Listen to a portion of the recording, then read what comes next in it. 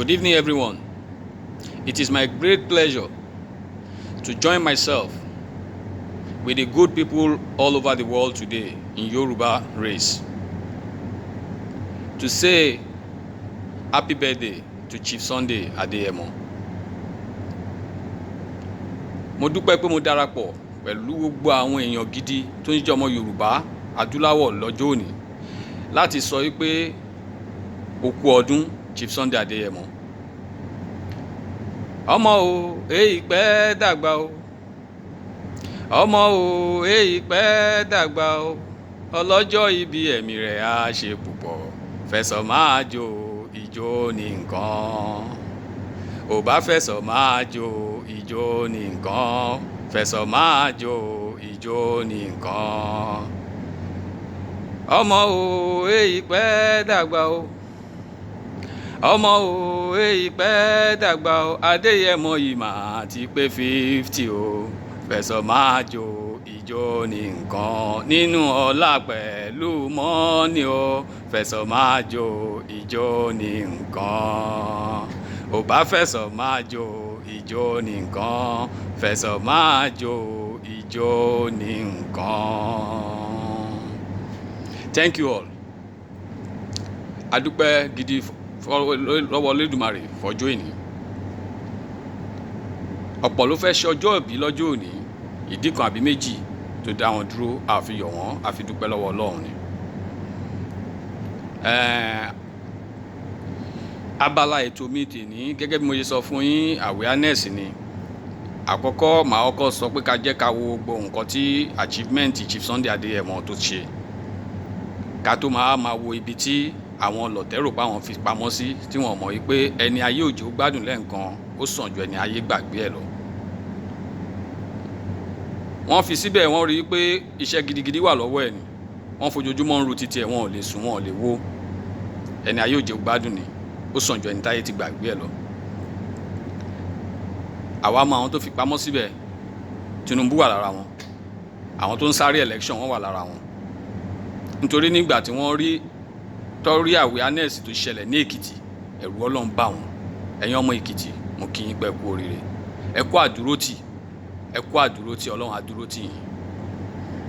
Àwọn ọmọ Èkó, a ò ní ṣépè bẹ́ẹ̀ là ní súre, ó dọ̀wọ́ yín. Lára àwọn achievement Chief Sunday Adeyemo, ẹ jẹ́ ká gbé yẹ̀wò.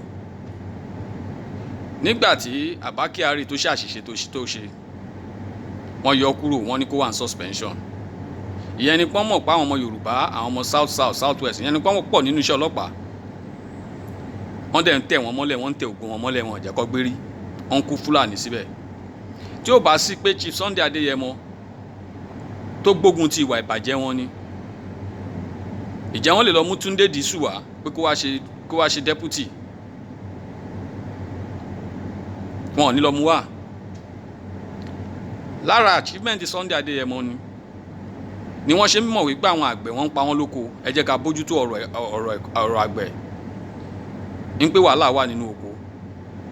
Lára achievement Sunday Adeyemo ni. Wọ́n ń sọ̀rọ̀ chief custom lọ́jọ́ ènìbọ̀ ìfẹ́ zone ẹ̀ wá sí south. Lára achievement Adeyemo ni. Wọ́n ṣe wá rí i pé àwọn èèyàn ti tají. Wọ́n ń sọ̀rọ̀ títà Papa Port bọ́ ìfẹ́ ṣe tó fi jẹ́ pé kò ní jẹ́ pa Fúlàní nìkan. Lára achievement Sunday Adeyemo ni.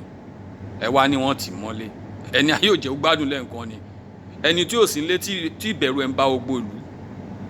Ẹ wá ní pé ẹni ayé òjò gbádùn lẹ́ǹkan ó sọ ju ẹni ayé gbàgbé ẹ̀ lọ.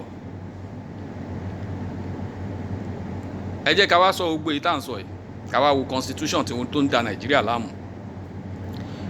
Nǹkan méjì lọ̀rọ̀ Nàìjíríà pín sí. 1999 constitution a ní láti gbé sílẹ̀ torí constitution ọ̀kánjúà ni, constitution olè ni, constitution tí ò lè jẹ́ kéèyàn ní lọ síwájú ni. Èyí tí gbogbo Nàìjíríà ń sọ pé àwọn fẹ́, táwọn lọ́ọ̀yà ń sọ wípé ó jẹ́ ká ní lọ síwájú, òun ni ká tẹ̀lé. Ẹni tó bá máa sún Nàìjíríà síwájú tí ò bá ti lè tẹ̀lé constitution 1966 tó jẹ́ pé 1899 ló fẹ́ tẹ̀lé, ẹ má dìbò fún o. Ó dára kẹ́dá darapọ̀ mọ́ Yorùbá nation. 1999 constitution gẹ́gẹ́ bí mo sọ fún yín, 1999 constitution ọ̀kánjúà jìbìtì olè ni tó darí ọrọ̀ sọ́dọ̀ èèyàn kan, tó darí ọrọ̀ sọ́dọ̀ àwọn ọlọ́lá nìkan, tí ó jẹ́ kí mẹ̀kúnnù kò rí jẹ. Òun ni 1999 constitution.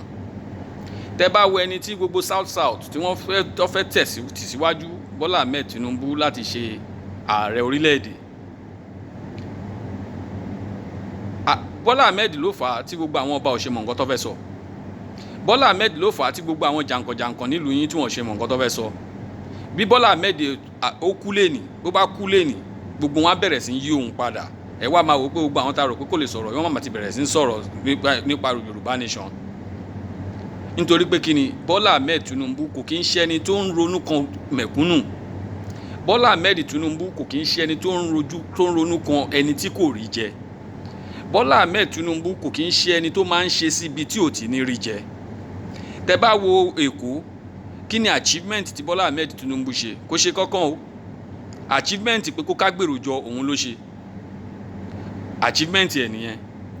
Kó kágbèrò jọ, kó lọ yan chairman, kó lọ yan ọba, kó lọ yan councillor, kó lọ yan deputy, tó torí ẹ̀ ń kówó wa jẹ nìyẹn tó fi ń ṣe káàkiri. Kò sí nǹkan kan tó ṣe fún yín, nítorí èèyàn tó fẹ́ mú gbogbo ọrọ̀ ayé kó jẹ́ tiẹ̀ nìkan ni Bọ́lá Ahmed Tinubu. Bọ́lá Ahmed Tinubu ọ̀kánjúà ni, olójúkòkòrò ẹ̀dá ni. Ẹni tó bá ti lójúkòkòrò kò sí bó ṣe lè gbé constitution 1999 sílẹ̀, nítorí pé constitution 1999 òun ló máa fún Bọ́lá Ahmed Tinubu láti lè kó ọrọ̀ ayé jọ. Èyí tí a sọ pé a fẹ́ kò fún ní ààyè láti lè bu nǹkan bó ṣe wù ú. Bọ́lá Ahmed Tinubu ò ń ṣe ẹni tó jẹ́ pé kò nífẹ̀ẹ́ sí pé kóun má wà relevant. Ibikíbi tó bá wà ó máa ń fẹ́ jẹ́ kí èèyàn mọ̀ pé òun wà ń bẹ̀ ni. Bí àwọn Fúlàní ṣe ń ṣèjọba bó ṣe ń kó owó jọ tó ń kó lọ sọ́dọ̀ wọn, bẹ́ẹ̀ ni Bọ́lá Ahmed Tinubu máa ṣe fẹ́ jẹ́ kí gbogbo ẹ̀ kó máa wà ní ìkáwọ́ òun. Ó nífẹ̀ẹ́ sí pé òun lòun yọ ọba kan síbẹ̀, chairman local government yẹn òun lòun yàn síbẹ̀, eléyìí òun lòun yàn síbẹ̀. Bọ́lá Ahmed Tinubu ò ní gbèrò láti bá yín kọ́ hospital, kò ní gbèrò láti bá yín kọ́ ilé ẹ̀kọ́, kò ní gbèrò láti bá yín ṣe any infrastructure. Blueprint lọ́rọ̀ Bọ́lá Ahmed Tinubu, party policy lọ́rọ̀ ẹ̀, kò kí ń ṣe nípa Nigerian how to move forward. Ọ̀rọ̀ ẹ̀ blueprint APC ni, party politics òun ló máa ṣe. Ọ̀nà yìí a ti sọ pé a ò ní ṣe until 10 years time bó ṣe ń ṣe nìyẹn. Lára ìdí yìí nìyẹn tí wọ́n fi yọ èyí tó wà ń bẹ̀ kúrò lẹ́kọ̀ọ́ tẹ́lẹ̀, Ambode. Wọ́n ní kò follow party footprint. Gbogbo ọ̀nà táwọn bá sọ pé báyìí làwọn ṣe fẹ́ ṣe, ọ̀nà táwọn ò bá fẹ́ ṣe láíláí òun lòun máa ń ṣe. Bíríìjì táwọn sọ pé àwọn ò ní kọ́ òun ló máa ń lọ ṣe. Àwọn olórin bíi Kwam1 tẹ́ ń sáré tẹ̀lé kiri tó sọ pé òun ò rẹ́dì láti máa gbé káàkiri, gbogbo àwọn nǹkan bẹ́ẹ̀ ni Bọ́lá Ahmed Tinubu ló máa ń fọwọ́ sí. Bọ́lá Ahmed Tinubu ò ní rí mẹ̀kúnnù kó gbé dìde, àfi kó máa wá bó ṣe máa lọ máa fọba jẹ, chairman kó máa fi wọ́n jẹ, nítorí ìjọ tó bá nídìí wọn á lè sọ wípé mo ti ṣe fún ẹ rí. Bí Bọ́lá Ahmed Tinubu ṣe live life ẹ̀ nìyẹn. Ẹni tó bá ti nífẹ̀ẹ́ sí irú ọ̀nà báyìí kò sí bó ṣe lè bá yín yanjú ọ̀rọ̀ constitution Nàìjíríà. Constitution 1999 tó ń da Nàìjíríà láàmú òun ni Bọ́lá Ahmed Tinubu máa fọwọ́ mọ́, nítorí constitution ọ̀kánjúà ni. Bọ́lá Ahmed Tinubu fúnra rẹ̀ ó nífẹ̀ẹ́ sí ìwà ọ̀kánjúà, ó ní ìfẹ́ sí ìwà olè jíjà, ó ní ìfẹ́ sí kí ọgbó ọ̀rọ̀ kó jẹ́ di tòun. Constitution 1999 98% power ló wà lọ́wọ́ federal government. Bọ́lá Ahmed Tinubu ó ní ìfẹ́ sí pé kí òun ní 100% power, kóun máa ṣe gbogbo èèyàn bó bá ṣe wọ̀n òun nípa owó níní. Nǹkan tó bá máa mú kí gbogbo yín ní owó lọ́wọ́ kí ara tù yín, Bọ́lá Ahmed Tinubu ò ní ṣe. Dájúdájú Constitution 1999 ni Bọ́lá Ahmed Tinubu ló máa bá yín fọwọ́ sí.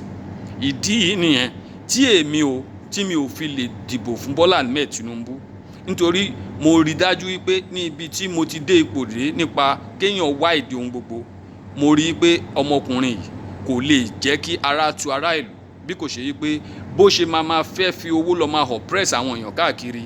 Òun yọ gọ́vnà kúrò, òun yọ chairman kúrò, òun gbé mí síbẹ̀, òun yan ọ̀gá gbèrò, òun yan mí síbẹ̀. Bí Bọ́lá Ahmed Tinubu bó ṣe máa fowó yín ṣe káàkiri nìyẹn.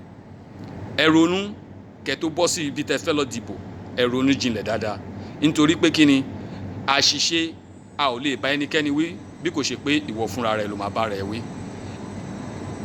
tó bá tún dìgbà míì tá a tún máa pàdé, èmi lọmọ yín tòótọ́ Prince Funsho Astrop.